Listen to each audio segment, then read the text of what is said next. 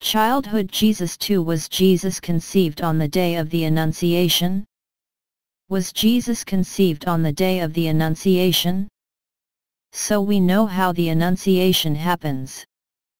The angel Gabriel appears to Mary, he proposes to her, rather he asks her to be the mother of the Savior, since she has devoted everything to God. And she accepts. As soon as she accepts, as soon as she says, "May the will of God be done," immediately the miracle of God made her. We can say that in the belly of Mary, an egg, in one way or another, develops, with this male pole that God creates by miracle, without there being the intervention of a man. Mary, she can only tell it, and after the resurrection of Jesus.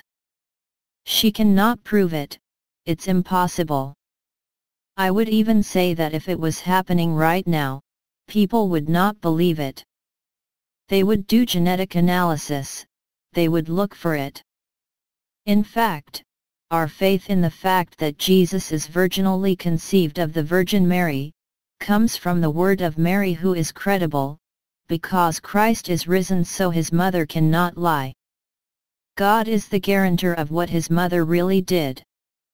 So how are things going? Are there 3 moments? First moment, this matter develops, this egg fertilized in the womb of the Virgin Mary. Second stage, the soul of Jesus would be created, and third stage, the divinity would be united by the hypostatic union, so to make a single being of this Jesus who becomes the incarnate Word. This is not how it happens. Everything is done in one step. It can be said in the following way, always in the Catholic faith, relying on the markers of the magisterium.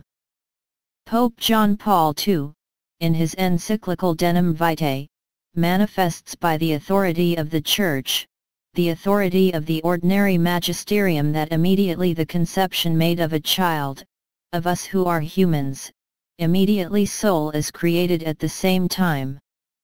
It concretely means the egg and the sperm merge, at some point the fusion is made, we do not know when, but at that moment God creates the soul, hypostatically unites it to make a human being.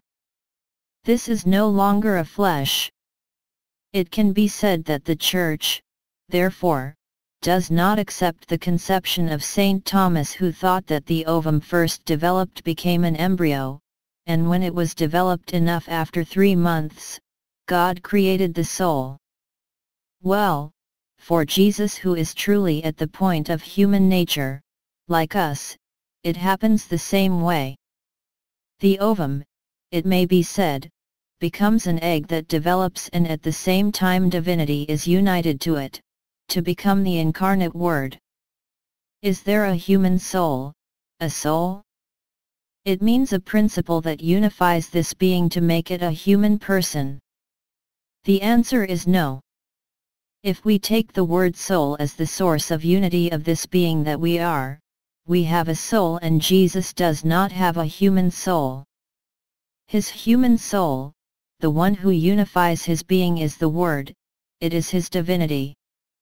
On the other hand, if we take the word soul in the sense of the intelligence, the human will, therefore the human spirit, Jesus has a human spirit, he also has a human psychology, a human biology. And the whole is unified, by a principle of unity which at home is called the soul, which animates us, which makes us a single living being, and who in Jesus is his divinity, obviously.